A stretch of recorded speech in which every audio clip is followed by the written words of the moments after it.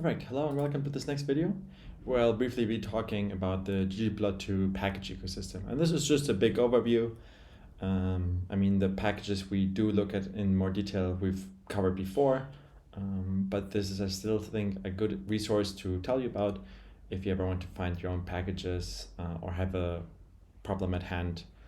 And so the best place to actually find packages for ggplot is going to the ggplot extensions gallery. You have the URL up here, and you can also Google for it, and there you just have this huge list that you can search for that has all these different packages. And you might already notice we've actually already talked about quite a few of these, right? So we have Patchwork right here, which we use to combine plots together, ggAnimate, which I just talked about in the last video. ggStatsPlot is also actually quite a cool package, which we don't focus that much on. So it allows you to do some plots and then add more statistical information to it already, like significance tests and everything. But of course, it's also something, this package does a lot for you, but it's also, it's always important that you actually know what's happening behind the scenes, right? Else you can do like all these crazy plots, you get all these like significance tests, but like it might actually be like not valid, like the validity might be threatened. So I'd always be like careful with using these packages, but if you look into it like properly, it can be also really, really helpful. We have of course a squisser here, which is a nice way of like getting to know ggplot, ggthemes, which provides some additional themes. Next to these, we also have another theme package, ggrepel, which is really nice for adding text. So what this does is, and it's actually quite a complicated thing. So if you plot some dots with labels, the chances are usually quite high that the labels overlap, because it's just like, some clustering always happens. And ggRepel actually accounts for this and like moves some labels to the side, which is like, it just works out of the box, which is amazing. But of course the calculations, if you think about it, are like super, super complicated. So, again, like one of those amazing packages. Some other packages, I won't go into every single one of them in much detail.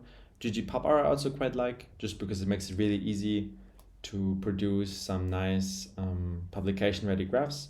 So if you write your thesis or something, I would really suggest checking this out. It's like very straightforward to use and produces great graphics. So really big fan of this one.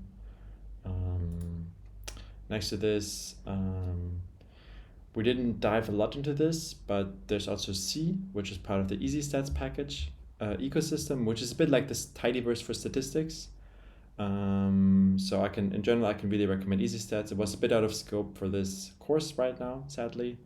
But I suggest checking it out. It's really, they come with a lot of functions to provide, in my opinion, a like slightly nicer interface to using statistics in R.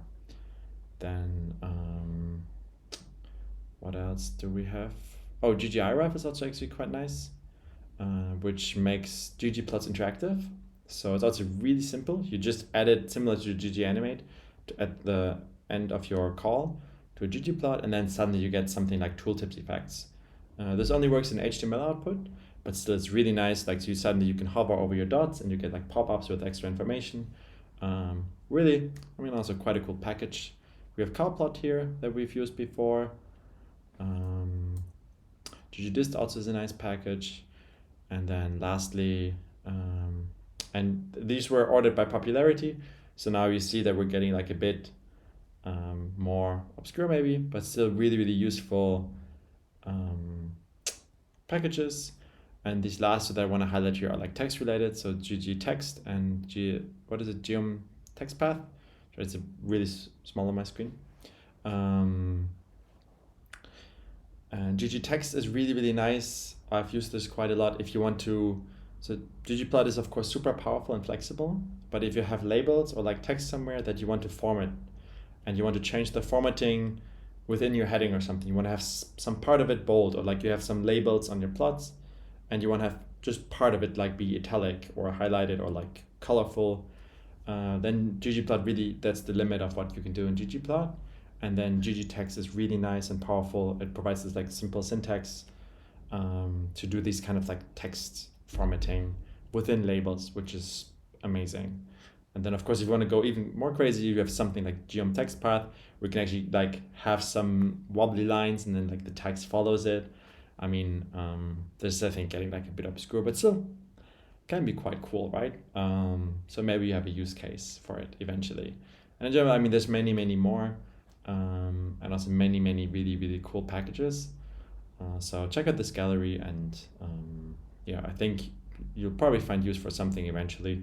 So I think it's always good to have this in mind, and also to be reminded of like what's possible, right? Like sometimes it's really inspiring to just see the options out there. Yeah, and that's already for this video. And then I'll see you in class. Looking forward to it.